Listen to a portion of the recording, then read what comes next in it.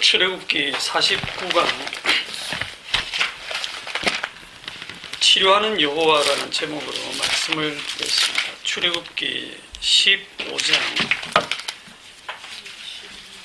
22절에서 27절까지 말씀입니다. 출애굽기 15장 22절로 27절까지 교독하겠습니다. 모세가 홍해에서 이스라엘을 인도하며 그들이 나와서 수르 광야로 들어가서 거기서 사흘 길을 걸었으나 물을 얻지 못하고 마라에 이르렀더니 그곳 물이 있어서 마시지 못하겠으므로 그 이름을 마라라 하였다.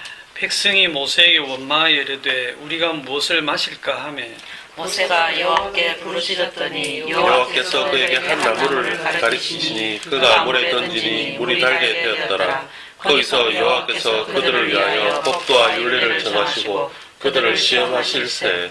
이르시되 너희가 너희 하나님 나 여호와의 말을 들어 순종하고 내가 보기에 의를 행하며 내 계명에 귀를 기울이며 내 모든 규례를 지키면 내가 애굽 사람에게 내린 모든 질병 중 하나도 너희에게 내리지 아니하리니 나는 너희를 치료하는 여호와임이라. 그들이 엘림에 이르니 거기에 물샘 12돌과 당뇨나무 이런 나무가 있는지라. 거기서 그들이 그 물 곁에 장막을 치니라. 아멘. 아멘.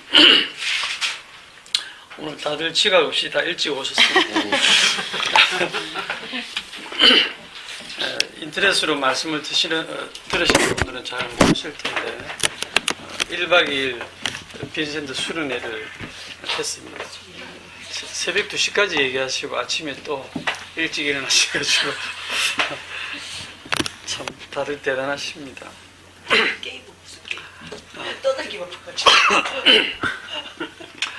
오늘 그 모임은 오전만 하고 오후엔 점심 먹고 바로 헤어지도록 그렇게 하겠습니다. 여기 오시기 전에 정말 여러 군데를 찾아다니면서 말씀을 찾아서 돌아다니신 분 양군사님이시죠. 권사님 한 번 이런 말씀을 하셨어요. 권사님도 저랑 한 3년 공부하셨나요? 3년 되지. 한 3년쯤 되죠, 그죠? 지금은 이제 뭐 여러 목사님들의 이렇게 설교를 들어보면 십자가가 빠진 설교인지 아닌지 이렇게 분별이 된다라고 이렇게 하셨는데 그 얘기를 들은 제 기분이 어떨까요? 네? 제가 그 얘기 들으면 기분이 좋죠, 당연히. 제 얘기를 듣고 그러시는구나 이럴 수 있는데 근데 조금 생각해 보면 제가 왜 기분이 좋죠? 그 제가 좀 인정되어지는 그 느낌, 약간 높아진 느낌, 자기 영광을 구하고 있는 그런 모습이 내재되어 있는 거예요. 딱 거기서 인간의 죄가 또 드러납니다. 근데 또 다르게 말하면요. 집사님 뭐 내가 3년 동안 같이 공부했지만 솔직히 3년을 들어봐도 별거 없네요. 이렇게 누가 솔직하게 딱 얘기를 하신다고 하면 그걸 들었을 때 제 기분은 기분이 안 좋아. 그렇겠죠. 그럴 수도 있겠네.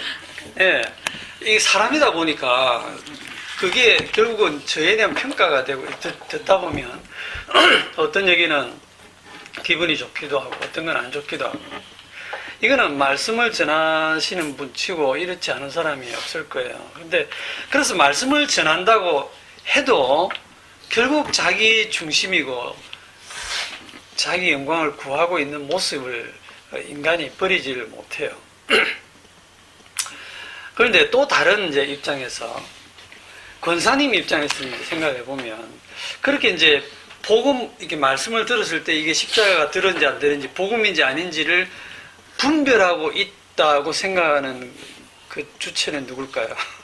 내라고 생각하고 뿌듯해야지. 또 내가 이 정도구나. 이제 나는 이제 복음을 알아듣는구나. 그래가지고 복음 아는데도 내가 이런 행위가 나오는 이건 또 뭐지 하면서 또 고민하고. 그 분별한 주체가 누구냐? 나잖아, 그죠? 예. 나가 누구냐? 제가 오늘 제목이 치료하는 여호와인데 제목을 여러 번 바꿨어요. 처음에 마라의 선물 이랬다가 그 다음에 나를 찾아줘. 영화 제목 같은데 내가 누구지 하는 그러다 그냥 막 성경에 있는 구절대로 치료하는 여호와라는 제목으로 이렇게 고쳤는데 그 복음을 분별한다는 내가 누구냐 이 말이죠. 그게 치료다. 그런데 이제 우리가 말씀을 들었을 때 나는 이제 분별할 수 있어라고 하는 이 말이 성립이 되어버리면 성경의 어떤 부분과 충돌이 생기는지 아세요?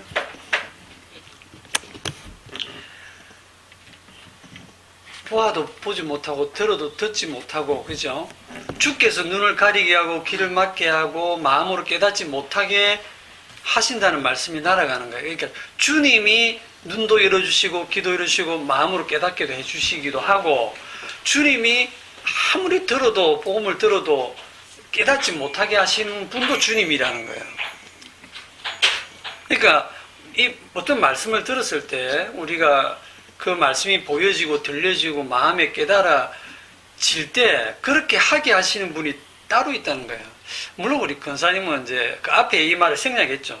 주께서 분별하게 하셔서 제가 이제는 좀 분별이 되는 것 같아요. 이런 앞에 그 생략되신 거 맞죠? 그냥 맞다 하세요. 그런데 어떤 과정을 지나서 여기까지 오셨는가를 이렇게 한번 생각을 해보면 분명히 여러 군데를 다니다 보니까 어느 순간에 야 이분 말씀이 진짜다. 이게 진짜 십자가 복음이다. 내가 이제야 여기를 찾았구나 하고 한동안 거기에 이렇게 몰입해 있었을 거 아니에요? 그러다가 뭐 물론 거기서 또 어떤 개인적인 종교적 체험까지 더해지면 완전히 이제 빠져드는데 조금 시간이 지나다 보면 어느 순간에 이런 생각이 갑자기 들죠. 좀 아닌 것 같다? 좀 이상하다? 자, 그런 생각은 왜 들까요? 아닌 것 같다? 이상하다. 그렇게 해서 이제 좀 뭐 이상하다 이런 생각이 들기 시작하면 이제 그 말씀이 점점 이제 잘 안 들어오고 어떻게 어려워지고 그러다 보면 또 갈급해져서 또 다른 곳을 찾아다니고 그렇게 반복하다가 결국 여기까지 오셨는데 여기서도 또 마찬가지거든요. 좀 한참 한 3년 들었는데 좀 듣다 보면 그 얘기가 그 얘기고 뭐 이제 새로운 것도 없고 그리고 또 좀 이상한 것 같기도 하고 이제 이래 되면 떠나실 때가 된 거예요. 그죠? 이제 떠나시면 어디로 가야 되나? 다 떠날지라도 저는 안 떠납니다. 이런 분들 없을 거고. 제가 아무리 복음을 바르게 전한다고 할지라도 그것이 자 여기 그것이 하는 게 뭐겠습니까? 제가 아무리 복음을 바르게 전한다 할지라도 그것이 제가 복음을 전한다 할 때 그 복음을 전하는 뭐 제가 있고 그 다음에 듣는 분들이 있고 그 다음에 그 전달되는 복음의 내용이 있죠. 요것들을 전부 다 제가 그것이라고 묶은 겁니다.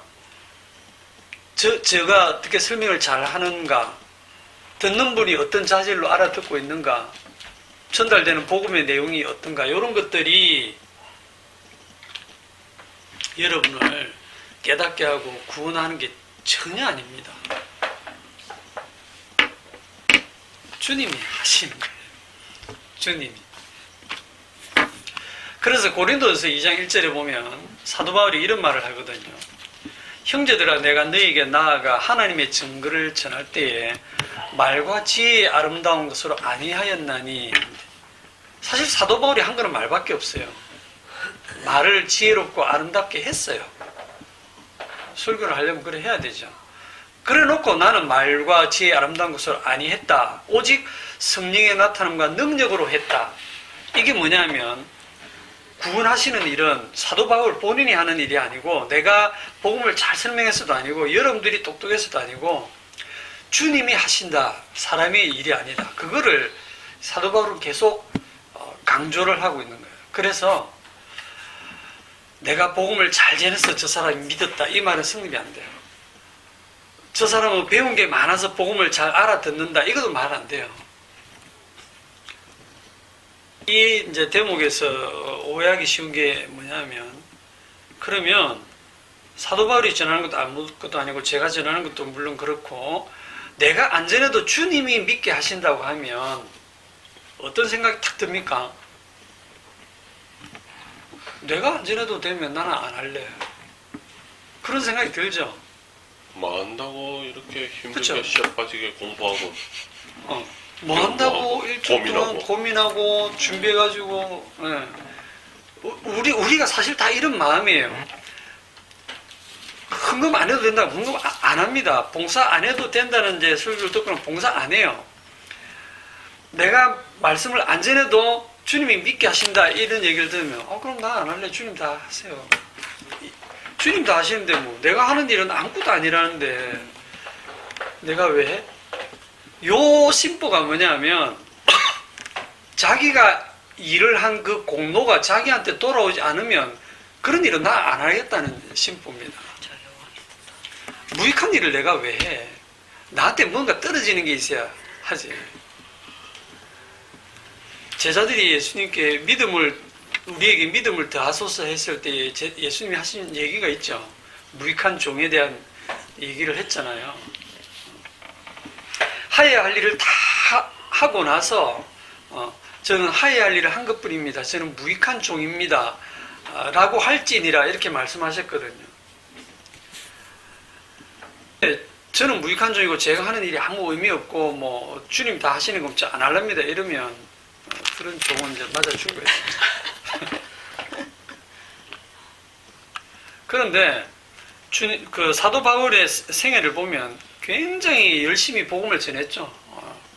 굶주리고 헐벗고 매맞고 잠도 자지 못하고 그렇게 고생하면서 우리가 볼 때는 사도 바울이 죽도록 고생을 했어요. 그런데 사도 바울은 내가 하는 게 아니다라고 고백을 하거든요. 자, 우리 고린도전서 3장 봅시다.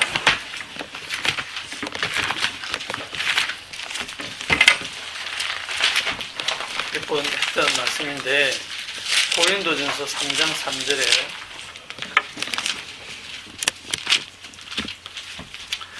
너희는 아직도 육신에 속한 자로다. 너희 가운데 시기와 분쟁이 있으니 어찌 육신에 속하여 사람을 따라 행함이 아니리요.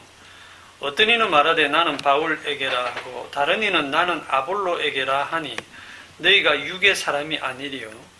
그런즉 아볼로는 무엇이며 바울은 무엇이냐. 그들은 주께서 각각 주신 대로 너희로 하여금 믿게 한 사역자들이니라. 나는 심었고 아볼로는 물을 주었으되 오직 하나님께서 자라나게 하셨나니 그런즉 심는 이나 물 주는 이는 아무것도 아니로되 오직 자라게 하시는 이는 하나님뿐이니라. 여기 육신에 속한 자의 특징이 나오는데 그게 뭐냐면 시기와 분쟁이 있는 것이고 시기와 분쟁을 또 풀어놓은 게 뭐냐면 사람을 따라 행하는 거고 사람을 따라 행하는 거에 예를 든 게 뭐냐면 나는 바울에게서 배웠다. 나는 아볼로에게서 배웠다. 나는 김성수한테 배웠다. 나는 이거는 목사님한테 배웠다. 그 목사님 말씀이 진짜 십자가 복음인데 나는 그 목사님한테 직접 배웠다 아이가. 이렇게 그래서 난 니보다 낫다. 나는 그 목사님 말씀을 듣고 복음을 제대로 알게 되었다. 물론 다 맞는 말인데 여기서 우리는 쉽게 주님께서 했다는 걸 빼버려요. 그러면서 사람한테 영광을 이제 돌리고 있어요. 그 전한 사람한테 그걸 잘 알아들은 나한테. 그게 그 사고방식이 육에 속한 생각이에요. 그러니까 모든 원인을 자꾸만 사람에게 있다고 여기는 거죠. 바울은 무엇이며 아볼로는 무엇이냐. 그들은 주께서 각각 주신 대로 너희로 하여금 믿게 한 사역자들이에요. 근데 하나님께서 반드시 이런 사람을 통해서 가르치시고 전도하시고 믿게 하시거든요. 오늘 본문에 보면 마라에 쓴 물을 너무 쓰다 보니까 쓰다 이 말이 마라예요. 마라. 쓰다, 괴롭다 이런 뜻인데 그 쓴 물을 어떻게 고쳤습니까? 여호와께서 한 나무를 지적하시니까 그 나무를 들어서 그 물에 던졌는데 물이 달게 됐어요. 자, 이렇게 되면 사람들은 뭐에 주목하냐면 그 나무 무슨 나무고? 진짜 신기하네. 뭐 고로쇠 나무인지 뭔 나무인지 그 나무 성분이 도대체 뭐냐? 어떻게 쓴 물과 반응을 해서 물이 단물이 되었지? 그거 알았으면 뭐하게요? 그거 알아내면 그걸 자기가 또 응용해서 써먹겠다는 거죠. 그런데 여러분 그 나무 이름이 뭔지 압니까? 그냥 아무 나무입니다. 한 나무. 예, 아무 나무예요. 아무 나무나 지명해서 저 가까이 있는 저 나무 던져놔라. 누가 고쳤습니까? 나무가 고치는 게 아니라 주님이 그냥 직접 고치시는 거예요. 직접 고치시는데 그냥 고치시는 게 아니고 꼭 뭐 이렇게 뭔가 도구를 알아서 나무를 던졌을 때 그럼 사람들은 모색하는 그 행위만 보거든요. 던져지는데 그 나무를 쳐다보거든요. 아, 저 나무가 뭘까? 그 나무 막 건져가지고 뭐 그걸 어디 발라보기도 하고 뭐 난리 나겠죠. 그 나무에 관심을 사람들은 가져요. 하나님께서 바울과 아볼로를 세워서 바울이 전도 딱 하고 아볼로는 나중에 와가지고 그 말씀을 잘 풀어서 설명해 주니까 사람들이 혹해가지고 아볼로 선생님 최고, 아니야 원래 전한 바울 선생님이 최고 막 이러면서 전부 사람에게 주목하거든요. 그 아무것도 아닌데 아무것도 아니라는 걸 증거하라고 그 자리에 세우신 거예요. 사도를. 사도조차는 아무것도 아닌데 이거 사도 바울이 겸손해서 하는 소리가 아니고요. 그게 정말로 믿음입니다. 나는 그냥 주님이 쓰시는 아무 나무다 이렇게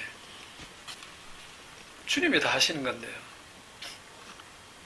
자, 이 말씀은 심지도 말고 물주지도 말란 뜻이 아니에요. 심으라 물주라 이게 다 주님이 하세요. 심지도 않고 물주지도 않으면 안 자랍니다. 안 납니다. 나무 던져라 했는데 뭐 주님이 치료하시는데요. 뭐 주님 하세요. 네가 던지라.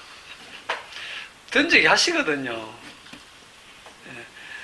여기 그 말씀을 전하게 하시고 여러분 보고 봉사하게 하시고 모든 일을 다 하게 하세요. 뭐 주님이 다 하시는데 나 안 할랍니다. 이러시면 곤란합니다. 지지난주 토요일에 이제 그 새동네 교회를 떠난 정말 그분들이 떠날 줄은 몰랐는데 그 장로님 부부가 계셨어요. 교사하는 분 아닌가 혹시? 그분이 한 4년 만인가 이제 만났는데 우리 떠나고 얼마 안 지나서 그렇게 떠나셨더라고요. 지금 어느 교회 나갔어요 했더니 가나안 뭐 그래서 가나안 교회? 거꾸로 하니까 안 나가. 그럼 안 나가시면 요즘 말씀 어떻게 들으세요? 뭐 그 최 목사님 말씀 좀 듣다가 지금은 이제 그걸 안 듣고 이제 미국의 그 타코마라는 마을에 이제 작은 마을에 이 어떤 목사님이 계신데 그분 설교에 요즘 깊이 빠져서 듣고 있다고 그걸 계속 반복해서 얘기하길래 저도 유튜브에 나옵니다. 그래서 그분 설교를 이제 이렇게 들어봤어요. 그러니까 한 편만 들어보고 전체를 판단하는 거는 정말 섣부른 판단이지만 그래도 한 편 전체를 다 이렇게 들어보면 방향성이 어디를 향하는지는 파악이 되거든요. 제목은 왜 예수를 믿어야 하는가 그 제목이 좀 마음에 들어서 이제 들어봤죠. 본문은 전도서 12장인데 보세요. 전도서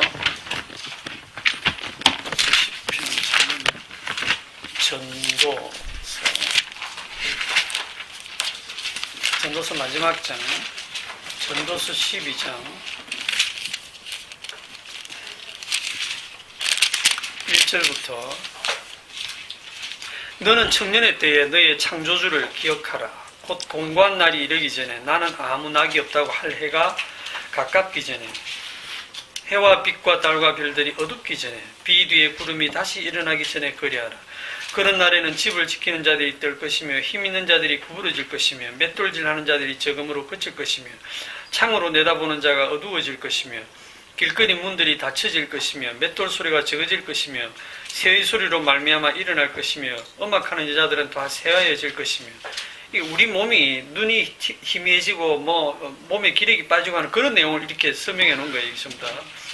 또한 그런 자들은 높은 곳을 두려워할 것이며 길에서는 놀랄 것이며 살구나무가 꽃이 필 것이며 메뚜기도 짐이 될 것이며 정욕이 그치리니 이는 사람이 자기의 영원한 집으로 돌아가고 전문객들이 그리로 왕래하게 됨이다.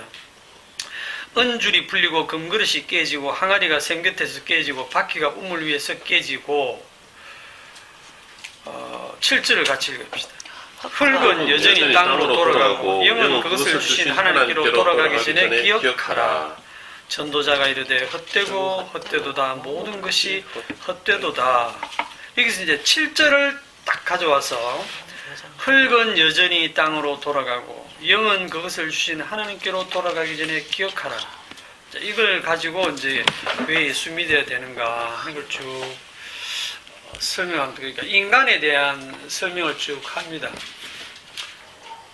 인간이 무엇인가를 창세기하고 연결해가지고 원어도 상당히 많이 써서 하면서 세상에 이렇게 푸는 사람은 자기밖에 없다고 하셔서 듣는 순간 세상에 있는 모든 사람을 자기가 만나 본 것도 아니고 어떻게 저렇게 판단하시나. 복음을 전하는 분들이 계시다면 세상에 많습니다. 하나도 안 보이는 것 같아도 주님이 다 하고 계세요. 아무튼 그분이 하시는 그 인간에 대한 이해가 상당히 저는 이상하게 들렸는데, 인간이 뭐냐, 이제 인간에 대한 이해가 원래 영이 있었대요. 영이 있었는데 이 영이 하나님과 같이 있다가 타락해서 이 땅으로 내려와 가지고 마귀의 유혹을 받아서 이제 흙을 몸으로 입고, 이게 이제 몸으로 입고 영과 몸이 결합을 해서 이게 인간이다. 그래서 흙으로 된 육체 속에 살다가 이제 나중에 죽으면 흙은 땅으로 돌아가고 영은 원래 주신 하나님께로 돌아간다. 문자로 딱 읽으면 그렇잖아, 그죠? 이해가 되네, 참. 그러니까 이제 이걸 어떻게 비유하냐면 마귀에게 유괴당해서 온 것과 같다. 아주 어릴 적에 이렇게 태어나자마자 애가 도둑 맞으면 그렇게 해서 유괴당해서 걔를 유괴범이 키웠으면 그 아이는 유괴범이 부모인 줄 알 거 아니에요. 그걸 비유를 쓰면서 마귀에게 우리가 태어날 때 어릴 적부터 유괴를 당해 와가지고 마귀가 친아버지인 줄 알고 살지만 진짜 아버지는 하나님이다. 근데 진짜 아버지를 알면 그 하나님께로 돌아가야 되지 않겠느냐. 그게 이제 예수 믿어야 되는 이유로 이제 설명을 하는 거고, 대충 그런 흐름이에요. 이 주장이 뭐와 같으냐면 영혼 선제설을 얘기하는 것 같아요. 제가 이제 쭉 생각해 보니까 그 영혼이 존재한다라고 하니까 이 영혼에 대한 게 있는데, 영혼 선제설이 있고 영혼 창조설이 있고 영혼 유전설이 있어요. 이게 신학에 다 있습니다. 영혼 선제설은 원래 영혼이 있었고 그거를 우리가 태어날 때 어느 시점에 영혼을 넣어준다는 거예요. 애기가 속에서 만들어질 때 어느 순간에 넣어준다. 굉장히 문제점이 많죠. 창조설은 모태에서 이렇게 만들어질 때 하나님이 그 순간 그 모태에서 뇌를 이제 창조하실 때 영혼을 영혼도 만드신다, 이렇게 창조한다 이 말이고, 영혼은 아담 때부터 이렇게 유전되어서 온다. 이것도 이제 그 아담의 죄가 계속 유전되는 걸로 설명하기 위해서 이렇게 영혼 유전설을 했는데, 어느 게 맞는 것 같습니까? 글쎄. 모를 때는 3번. 유전. 유전설. 창조. 영혼 유전설, 창조설, 선제설. 다 틀린 것 같아요. 이거 다 틀렸어요. 그런데 신학에서 이걸 다 얘기를 하고 있습니다. 그 개신교 쪽에서는 창조설과 유전설 이 두 개 가지고 조금 얘기하고, 이 선제설은 거의 이단 쪽으로 취급을 하는데, 헬라 철학자인 플라톤이 주장한 거예요. 선제설은 이걸 이제 기독교로 가져온 사람이 오리겐이라고 하는 사람이고, 이게 지금 그 하나님의 교회, 안상호 하나님의 교회에서 주장하는 게 뭐냐면, 우리는 원래 천사였다. 천사였는데 죄를 짓고 추방되어서 지상에서 태어났다. 라고 주장을 해요. 그 은혜로 교회 신옥주라는 사람은 우리의 영혼이 태초부터 있었는데 그것이 곧 전생이고 그 영혼이 육체를 입고 태어났다고 이렇게 주장을 해요. 그 설교를 한번 보면 전생? 절대 없어. 우리 전생은 우리 혼이 본래 혼이 하나님 앞에 있은 거요. 그리고 이 땅에 한번 육체를 입고 오면 끝이라. 이 세상 육체를 입고 오는 기간 안에 천국 가느냐 지옥 가느냐 뭐해? 딱 갈라져. 거기에 이 땅에서 육체가 살아있을 때 우리 이성을 가지고 예수 그리스도를 마음에 영접하고 이해됩니까? 그래서 주와 함께 동행하면 천국 가고 그렇지 않으면 전부 다 어디 가고? 여기 이제 신옥주 목사의 설교입니다. 아멘 하시면 안 돼요.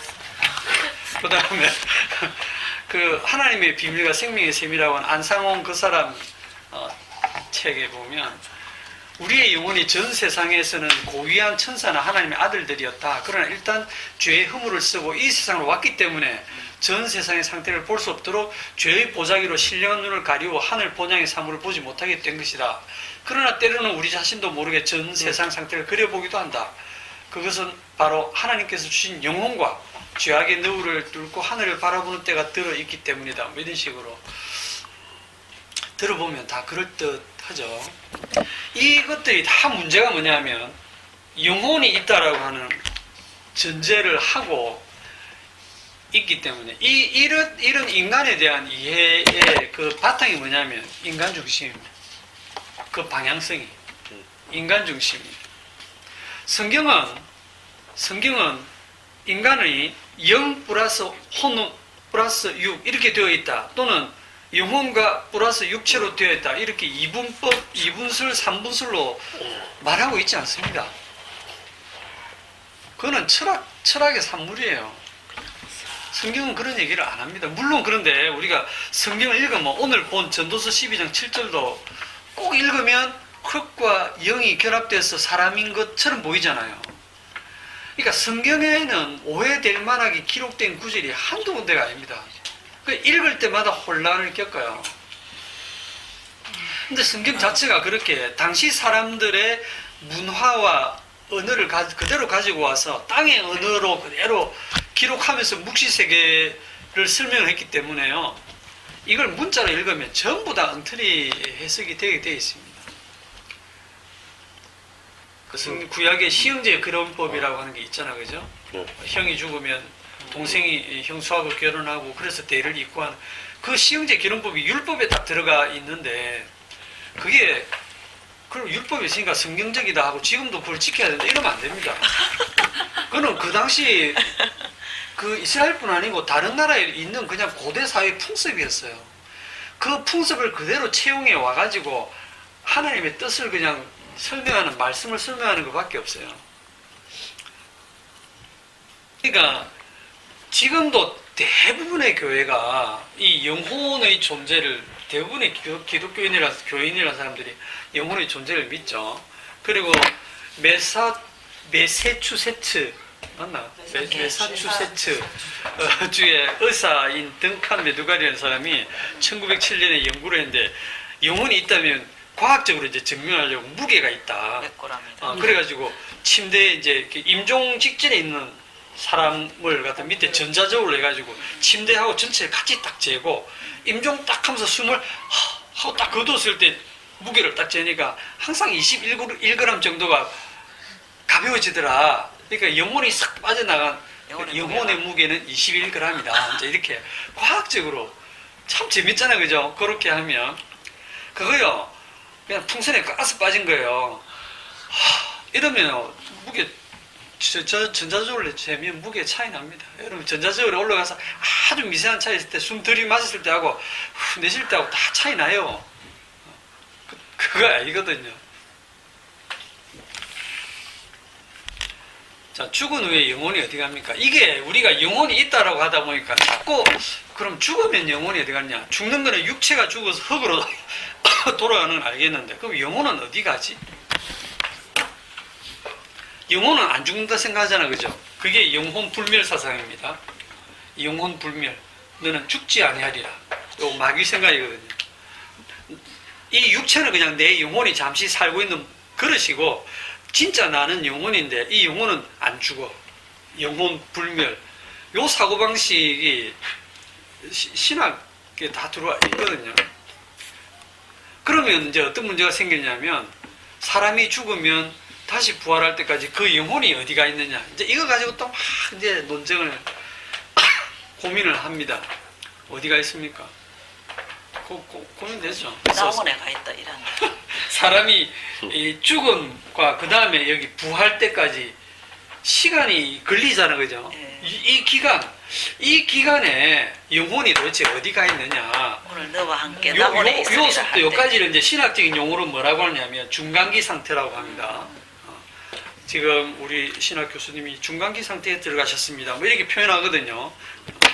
그 중간기 상태에 그 선생님 말씀대로 낙원에 가 있느냐, 하나님 아브라함 품에 가 있느냐. 이게 전부 다 시간 개념에 갇혀 있는 인간들의 자기 중심적인 사고방식에서 나온 생각들인데, 성경은 뭐라고 합니까? 잔다. 네. 이게 잔다라는 말을 하면 또 오해를 하시는데, 죽었답니다. 죽었단 말은요, 생각이고 뭐고 아무것도 없이 소멸이 된 거예요. 다시 무로 돌아간 거예요. 없어진 겁니다. 근데 인간은 절대로 자기 존재가 사라지는 거를 받아들일 수가 없어요. 여러분들 죽음에 대해서 생각해 보셨죠? 저도 그런 생각했고, 뭐 예슬이도 전에 그런 얘기를 했는데, 내가 죽는다라고 딱 생각해 보니까 그게 너무너무 이해가 안 되는 거지. 세상이 사라지잖아요. 내가 아예 없었던 존재로 딱 돌아가는 거니까, 이 세상이고 뭐가 아무것도 없는, 의미가 없고 다 사라지는 거니까, 그러니까 내가 없어진다는 거, 이거는 받아들일 수가 없는 거예요. 그래서 모든 영화 같은 데 보면 사람이 탁 죽으면 뭐가 이게 몸에서 쑥 빠져나오는 것, 그 전부 영화로 만들죠. 그래갖고 걔가 돌아다니고 구천을 헤매고. 사랑과 영혼. 재미는 있어요. 그런 영화들을 보면. 그런데 죽은 겁니다. 그런데 주님의 표현이 잔다라고 표현하신 거예요. 잔다라는 표현을 하는 이유는 뭐냐면, 뭐가 전제되는 거예요? 깰 거기 때문에. 깨어난다 이 말입니다. 죽은 상태에서 깨어난다는 거예요. 그러니까 자는 중에는 의식이 있어요, 없어요? 의식이 없습니다. 의식이 없단 말은 시간 개념도 없어요. 우리가 있죠, 눈 떠갖고 깬 상태로 침대에 누워서 10시간 절대 못 누워 있습니다. 지루해서 미칩니다. 10시간 못 누워 있습니다. 그런데 잠들면, 피곤해서 잠들면 딱 깨면 10시간이나 지났나? 의식이 없기 때문에 10시간이 거기 날아간 거예요.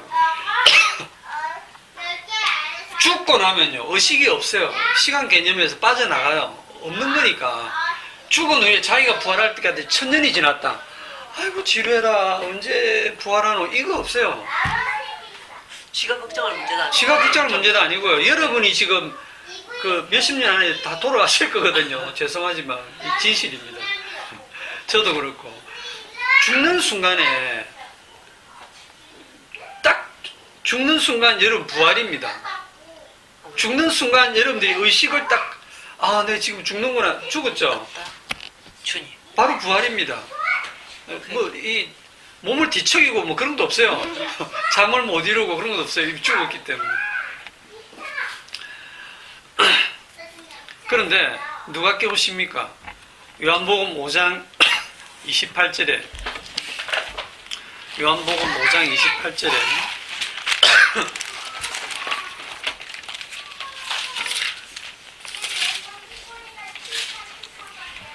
이를 놀랍게 여기지 말라. 무덤 속에 있는 자가 다 그의 음성을 들을 때가 오나니.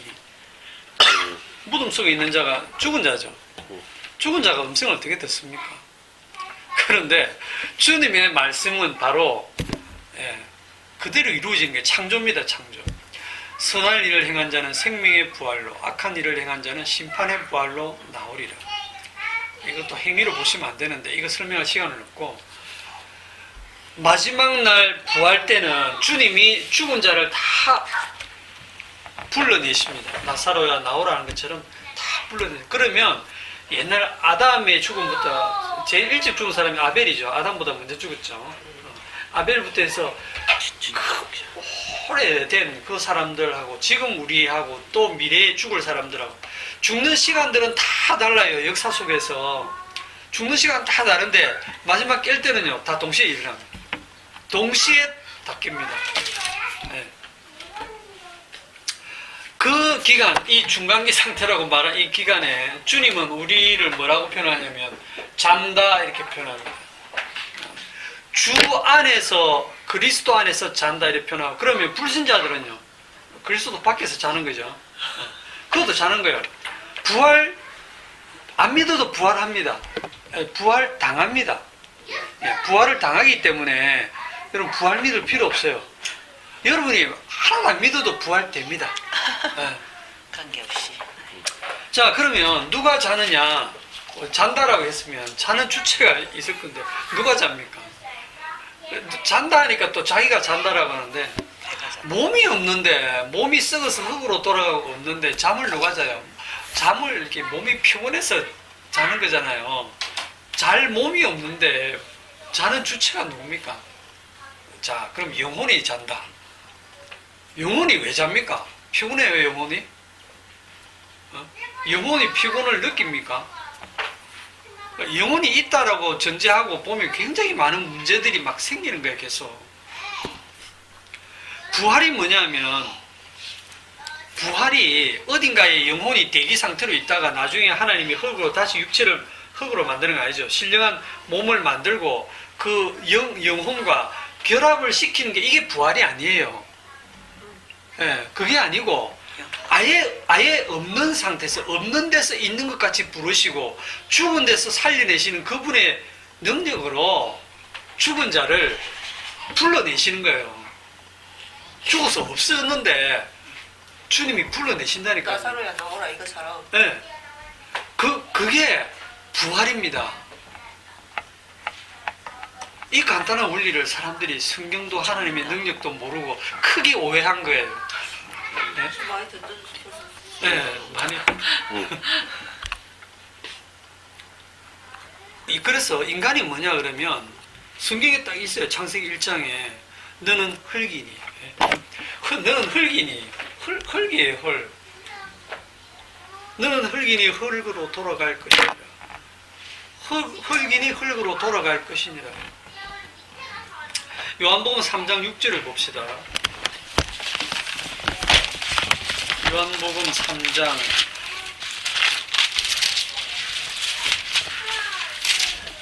6절 다 같이.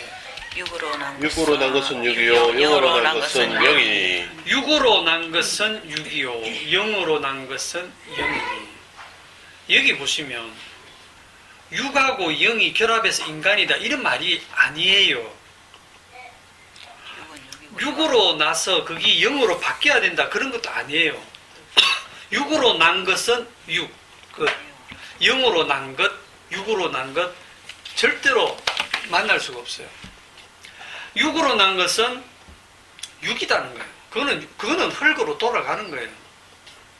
영으로 난 건 뭐냐면 성령으로 난 자, 하늘에서 난 자, 거듭난 자. 그래서 육과 영의 결합이 인간이다. 이런 생각을 하시면 안 됩니다. 그냥 인간은 흙이고요. 흙이 인간이고, 인간은 육이고, 육이 그냥 인간이에요. 그게 전부예요. 잘난 척 할 것도 없고, 그렇다고 기죽으라는 것도 아니고요. 그냥 본질을 알자는 거예요. 그냥 흙덩어리인데 자존심이 왜 그래 강한지, 뭐가 또 그렇게 서럽고 억울한지. 저는 흙이라서 흙 운다고 그랬거든요. 너는 흙이니 흙으로 돌아간다 하면 아멘 하면 되죠. 네.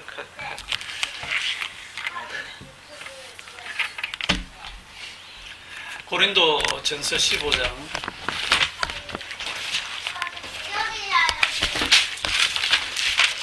지금 본문 언제 들어가나 이런 생각을 지금 하고 계시죠? 고린도 전서 15장 35절 누가 묻기를 죽은 자들이 어떻게 다시 살아나며 어떠한 몸으로 오느냐 하리니. 이 질문을 하고 그 뒤에 이제 쭉 기록이 되어 있습니다. 한번 읽어보시고 45절에 보시면 44절에 육의 몸으로 심고 신령한 몸으로 다시 살아나느니 육의 몸이 있은즉 또 영의 몸도 있느니라. 자, 육의 몸, 우리가 육의 몸으로 태어났죠. 육의 몸으로 심는 게 뭡니까? 심는 게 뭐라고 전에 설명했어요, 제가. 썩는 거예요. 죽는 거예요. 죽어서 육의 몸은 흙으로 돌아가는 거예요. 육의 몸이 어떻게 뭘 잘해가지고 영의 몸이 되는 게 아닙니다. 그냥 육의 몸은 죽게 돼 있어요. 혈과 육은 하나님의 나라를 유업으로 못 받는다고 딱 돼 있습니다. 그럼 영의 몸도 있느니라. 영의 몸은 아직 여러분이 경험 못했죠. 그 영의 몸으로 우리가 부활하게 된다. 기록된 바 첫사람 아담은 생명이 되었다 함과 같이 첫사람 아담 만들 때 하나님이 흙으로 사람을 지으시고 그 코에 생기를 불어넣으시니 우리는 이제 그걸 시각적으로 하나님이 하고 무슨 이렇게 상상을 하는데 그게 뭐 영혼이다 영이다 뭐 그냥 흙으로 만드시고 살아 움직이게 하신 거예요. 생명, 산 존재, 살아있는 존재로 만드신 거예요. 그 호흡은 코에 있으니 수에칠 가치도 없는데 하나님 어느 날 그 호흡 숨을 딱 끊어버리시면 그냥 다시 흙덩어리로 돌아가는 겁니다. 정말 아무것도 아닌 존재죠. 마지막 아담은 살려주는 영이 되었나니 그러나 먼저는 신령한 사람이 아니요 육의 사람이요 다음에 신령한 사람이니라. 첫 사람은 땅에서 났으니 흙에 속한 자이거니와 둘째 사람은 하늘에서 나셨느니라. 땅과 하늘 차이입니다.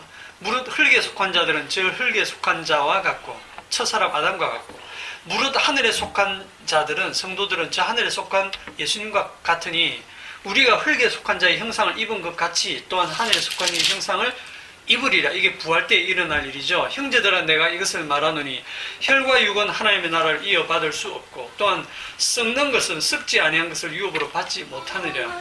그러니까 여러분들이 썩는 것에 마음을 두시지 말라는 거예요. 보라 내가 너희에게 비밀을 말하노니 우리가 다 잠잘 것이 아니요 마지막 나팔에 순식간에 호련이 다 변화되리니 나팔 소리가 나매 죽은 자들이 썩지 아니할 것으로 다시 살아나고 우리도 변화되리라. 이 썩을 것이 썩지 아니할 것을 입겠고 이 죽을 것이 죽지 아니함을 입으리로다. 이 썩을 것이 썩지 아니함을 입고 이 죽을 것이 죽지 아니함을 입을 때는 사망을 삼키고 이기리라고 기록된 말씀이 이루어지리라. 여기 어디에도 인간을 영과 혼과 육이나 영혼과 육체로 이렇게 구분하는 건 없어요. 그냥 인간은 육입니다. 이 끝.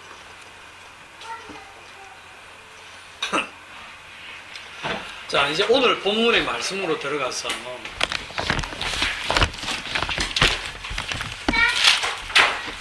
출애굽기 15장에 보시면 이 16절 끝에 나는 너희를 치료하는 여호와이니라. 뭘 치료하시는데요?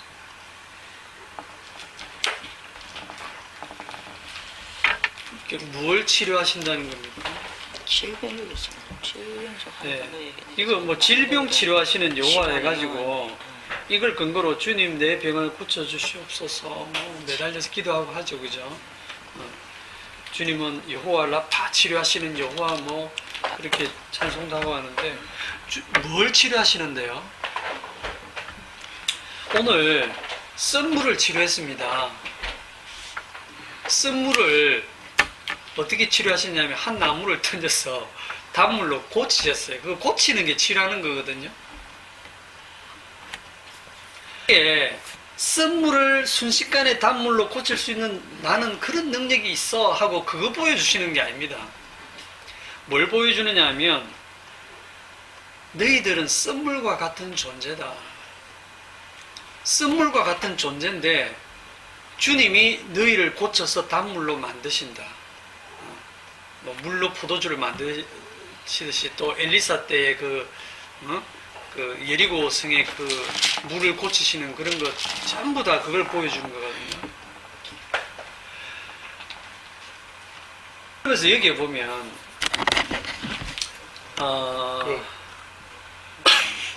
인간이 피곤하시니까 우리가 이게 셀프 자아라고 하는 게 있잖아요. 숙취가 인간이 자기에 대해서 인간에 대해서 제일 모르고 있는 면이 뭐냐 하면 나한테는 자아라는 게 있어가지고 이 자아라는 걸 어떻게 생각하냐면 이렇게 스스로 존재하는 스스로 존재를 하는 자아가 있어가지고 이 스스로 존재한다는 의미는 아무 것에도 영향을 안 받는 거예요. 한자로 하면 자존자입니다. 자존. 스스로 존재하는 자아. 그런 자아가 나한테 있어가지고 이 자아가 내 몸도 내 정신도 자기 마음대로 조정할 수 있다라고 생각을 해요. 자기가. 그게 이 자아가 주님의 자리에 앉아 있는 거예요. 그런데 여러분 몸을 여러분 마음대로 컨트롤 됩니까? 절대 못하죠. 여러분 마음대로 머리카락 하나라도 자라게 할 수 있습니까? 우리 몸은 그래 못해요. 그러면 마음 먹기 달렸다라는데 여러분 마음을 먹기 달린 거 같죠? 내가 마음만 잘 먹으면 뭐든지 해낼 거 같죠? 절대. 안 돼요. 내 몸도 내 마음대로, 내 마음도 내 마음대로 안 됩니다. 그게 인간이에요. 실제로 인간이 어떤 존재냐면 자기 몸의 컨디션과 이렇게 인간은 몸으로만 딱 되어 있으니까 자기 몸과 주변 환경에 따라서 자아가 거기에 적응이 됩니다. 그러니까 자아가 딱 아무것도 영향 안 받고 그 자아가 있어가지고 자기 몸도 환경도 마음도 막 다스릴 수 있는 존재가 아닌데 우리는 착각을 하는 거예요. 영원 자존하는 자아라는 건 없어요. 우리는 피조물. 피조물은 당하면 당하는 대로 당하고 어떤 환경에 영향을 받아요. 그걸 보여주는 게 뭐냐면 하나님께서 지금 홍해 건너가지고 너무너무 읍대 있는 이스라엘 백성들을 사흘 길을 광야를 걷게 하거든요. 물도 없이. 사흘 길 걸으면서 여러분 하루 종일 물 안 먹고 사막을 한번 걸어보세요. 못하지. 하루, 이틀, 사흘 10분도 안 된다. 애들도 목마르다고 빽빽거리죠. 민규도 울죠. 이래 보세요. 한이도 막 물 달라 하는데 물은 없죠. 때려잡아야지. 너를 때려잡든지. 사흘 동안 그러고 나서 오아시스다 하고 물을 딱 만났는데 물을 먹으니까 괴로 이거 먹을 수 없는 쓴물인 거예요. 너무 나오겠다. 드디어 폭발하는 거지. 원망이 터져나오죠. 원망과 불평이 터져나오죠. 이거 많이 참았다 그지. 하나님이 진짜 무슨 병 주고 약 주고 지금 장난하십니까? 이런 곳에 데리고 오면 반드시 원망 나오게 돼 있는데 원망하지 말라 하시거든요. 됩니까? 원망 안 나올 수가 없거든요. 그게 뭐를 지금 하나님이 보여주시냐면 너희들은 환경에 영향받게 돼 있다. 너희들은 스스로 존재하는 자가 아니야. 원망 왜 합니까? 원망 안 하면 되지. 몸이 괴로웠어요. 몸 안 괴로우면 되잖아. 내가 힘드니까. 내가 내 몸 보고 너 몸은 괴로워하지 마라. 너 목마르지 말아라. 물 안 먹어도 된다. 넌 가만히 있어. 안 되잖아요, 이게. 우리는 먹어야 되고 마셔야 되고 몸이 편해야 되고 너희들은 그런 존재야라는 거예요. 근데 그걸 인간들은 모르거든요. 쓴 물과 같은 존재예요, 우리 자체는.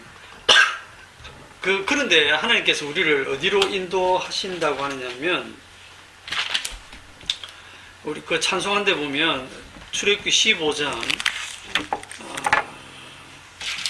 13절에 주의 인자하심으로 주께서 구속하신 백성을 인도하시되 주의 힘으로 그들을 주의 거룩한 처소에 들어가게 하시나이다. 그리고 17절에 주께서 백성을 인도하사 그들을 주의 기업의 산에 심으시리이다. 여호와의 이는 주의 처소를 삼으시려고 예배하신 것이라. 주여 이것이 주의 손으로 세우신 성소 거룩한 곳이로소이다. 주님이 우리 몸에 주님의 처소로 삼고 주님이 거하시는 우리의 몸이 하나님의 성전이다 이런 말을 하잖아, 그죠? 거룩인데 거룩하신 분이 우리와 함께 거하시겠다고 하는데 우리는 사실 거룩하고는 아예 상관이 없는 존재들이에요. 거룩하고는 거룩해질 수 없는 몸을 갖고 있어요. 그런 존재라는 걸 지금 이 광야 40년 동안 철저하게 보여주시는 겁니다. 25절을 보세요. 출애굽기 15장 25절. 모세가 여호와께 부르짖었더니 여호와께서 그에게 한 나무를 가리키시니 그가 물에 던지니 물이 달게 되었다. 처음부터 미리 주님이 미리 가서 물 달게 만들어 놓고 시원하게 해놓고 하면 원망 안 나올 수 있잖아요. 분위기 좋게 좋게 갈 수 있잖아요. 그래 안 합니다. 절대로.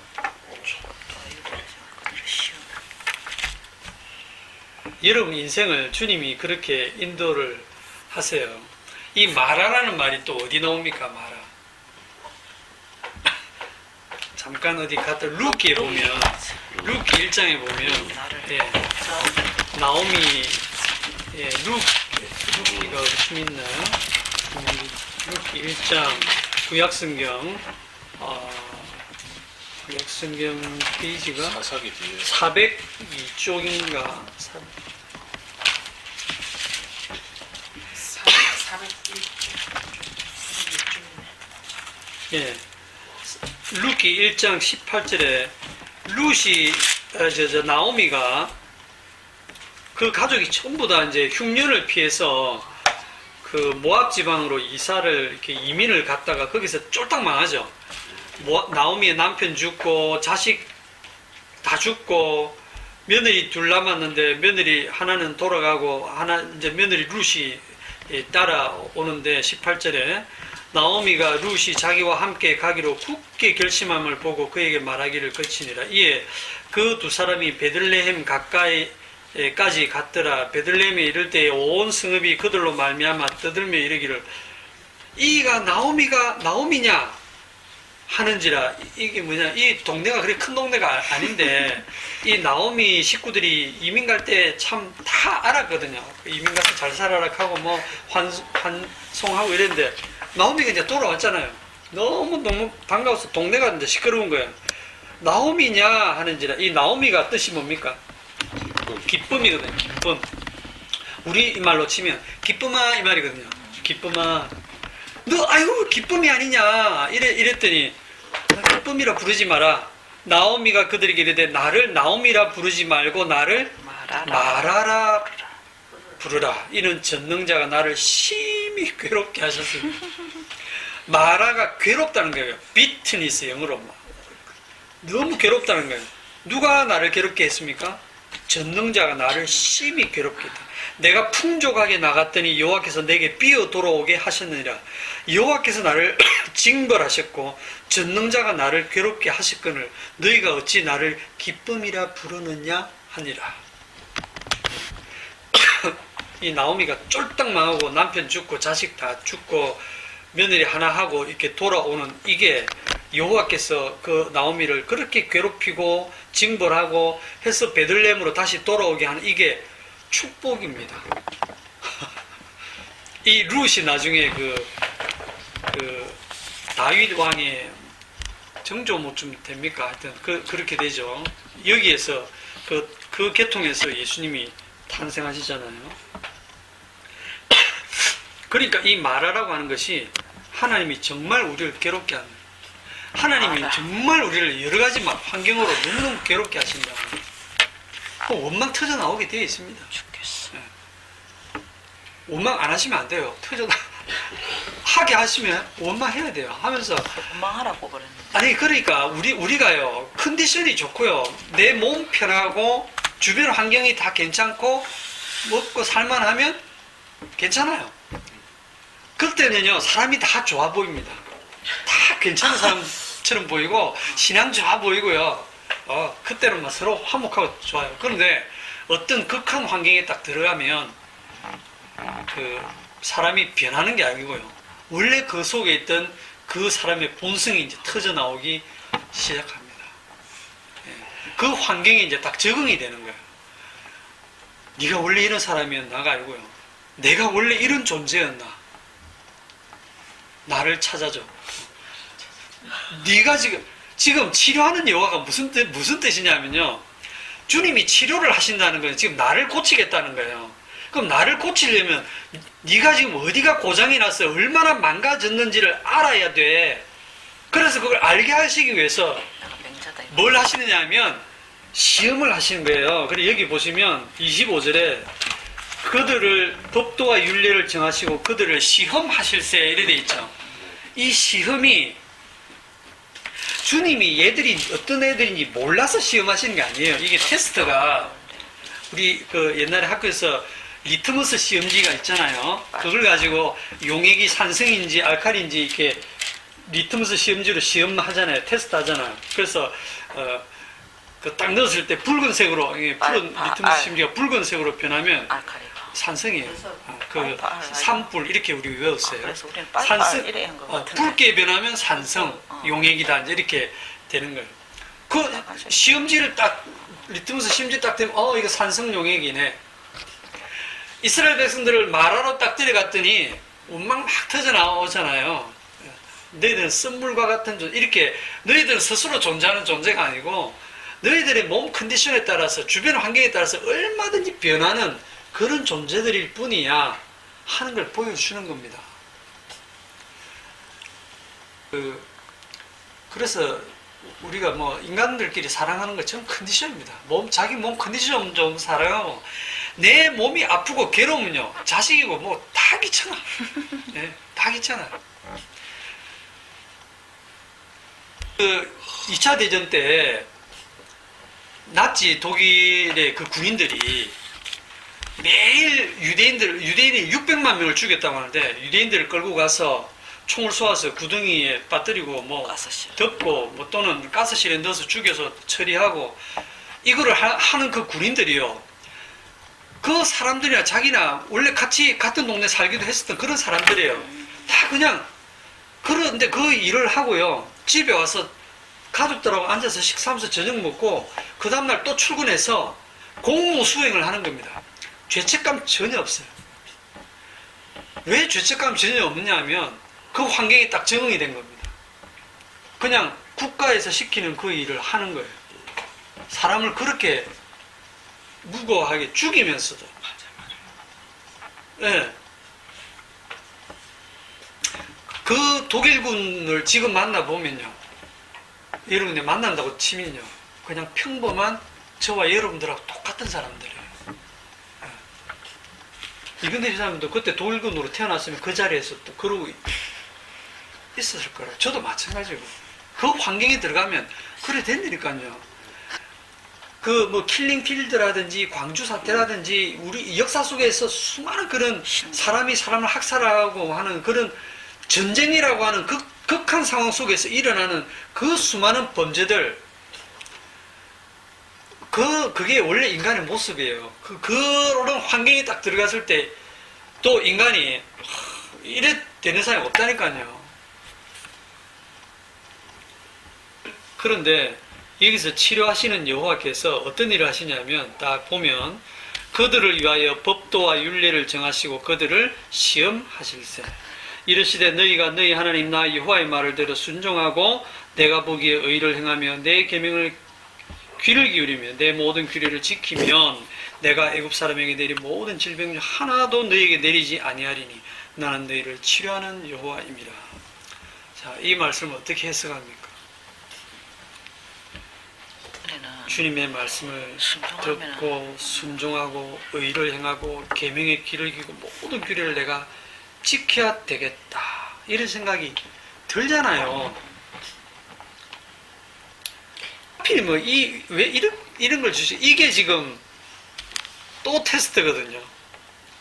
마라의 쓴물로 인도에 가신 주님이 이번에는 고차원적인 지금 시험을 하시는 거예요. 율법을 딱 주시는 거예요. 주시면서 지켜라. 이거 지키면 애굽에 내린 질병을 하나도 너희들한테 내리지 않겠다. 나는 너희를 치료하는 여호와다. 이걸 주면 사람들은 어떻게 합니까? 율법을 딱 받는 하나님의 법을 딱 듣는 순간 이 법을 지켜야 되겠다 생각하죠. 그리고 지키는 사람이 있고 안 지키는 사람이 있고 지키면 선이고 안 지키면 악이고 자 지키면 나는 지켰기 때문에 하나님 제게는 질병 주시면 안 되죠. 제게는 복을 주셔야 돼요. 자, 내가 지켜냈기 때문에 나는 하나님께 복을 받을, 치료받고 질병이 하나도 없이 이렇게 살 수 있는 그런 자격이 있는 것으로 생각을 해요. 그거 자체가 죄입니다. 율법을 딱 주시면서 그 율법을 주신 목적이 신약에 가면 뭐라고 되어 있습니까? 죄를 깨닫게 하기 위해서, 죄를 더하게 하기 위해서, 죄에 가두기 위해서. 율법을 딱 주는 순간 율법을 지키든 안 지키든 그 율법을 가지고 선악 판단을 하면서 율법을 잘 지키면 잘 지킬수록 더 깊은 죄에 빠져요. 자, 한번 생각해 봅시다. 이 말씀대로 그대로 문자 제역을 한다면 율법을 다 지켜서 애굽에 내린 모든 질병이 나한테 하나도 안 내린다. 그러면 치료하는 여호와는 나한테 필요 있다 없다? 필요 없죠. 아이고 내가 율법 다 지켰는데 치료하는 여호와는 저는 필요 없어요. 예, 주님 주신 말씀 제가 다 지켜냈는데요. 주님 치료하시는 여호와가 뻘쭘하시죠. 지금 치료하러 오셨는데 인자에 온 것은 건강합니다. 대속물로 주려고 오셨는데 병 주고 약 주시는 거. 예. 짓궂지. 나는 치료하는 여호와란 말은요, 너희는 이미 병든 자다 이 말입니다. 싫어해요. 예. 병든 자인 줄 모르고 자기가 율법 지켜서 나는 병든 자 아니죠, 이렇게 나오게 만드시는 거예요. 그러니 너는 병든 놈이야.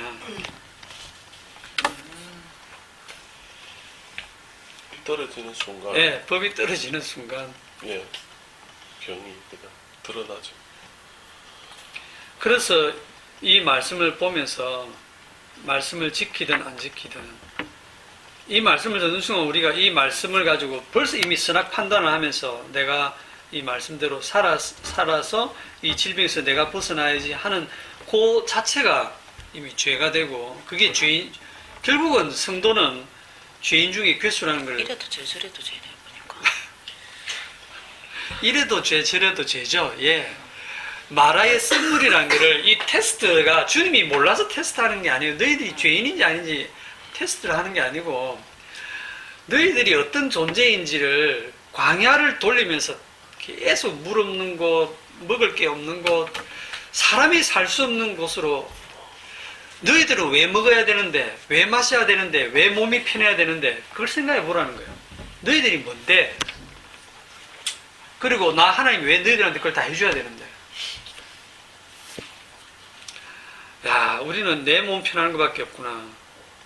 정말 나 중심으로 살고 있구나. 우리는 구제불능이구나. 주님의 피의 희생이 아니면 우리는 살 가치가 없는 존재구나. 거룩에는 관심도 없고, 그러니까 주님의 피의 공로를 제대로 깨닫게 하기 위해서 일단 먼저 선행되는 게 뭐냐면 이렇게 시험하는 과정, 마라의 쓴물로 인도해가지고 원망하게 하시고, 여러분 인생에도 여러분을 편하게 살게 만약에 하시면 그거는 주님이 내버려 두는 사람일 가능성이 많아요. 여러분들의 인생이 정말 극한 상황 속에 들어가서 자기 속에 있던, 정말 자기도 자기가 싫은 정도의 죄가 터져나와서 자기한테 실망하고 내가 이런 죄인인가 하는 걸 발견하게 되는 게, 그게 주님의 은혜입니다. 그렇게 해서 이런 죄인을 구원하시는, 이런 죄인을 위해서 십자가에 죽으시고 피 흘리신 그분의 공로를 더 높이고 그 피의 공로를 영원히 찬양하는 것, 그게 신자의 모습이고 신자의 정체성입니다. 오늘 여기까지 하겠습니다. 기도합시다.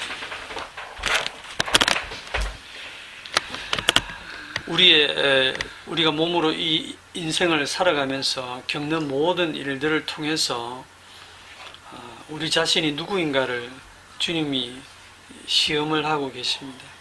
우리가 머리로 안다고 할지라도, 내가 생각을 한다고 할지라도 내 몸도 내 마음대로 되지 아니하고 내 마음대로 내 뜻대로 되지 않음을 알게 하시고, 이 땅에서 마귀의 사고방식에 사로잡혀서 우리가 늘 선악 판단을 하고 늘 그런 죄 속에서 살고 있다는 것을 고백하고 탄식하면서 이 사망의 몸에서 누가 나를 건져내랴 탄식하는 가운데 주님께 찬양이 터져 나오게 하시고 주님의 보혈에 대한 그 놀라운 은혜를 정말 영혼 깊숙이, 마음 깊숙이 찬양하고 감사하는 저희들이 되게 하여 주옵소서. 예수님의 이름으로 기도하옵나이다. 네. 아멘. 수고하셨습니다.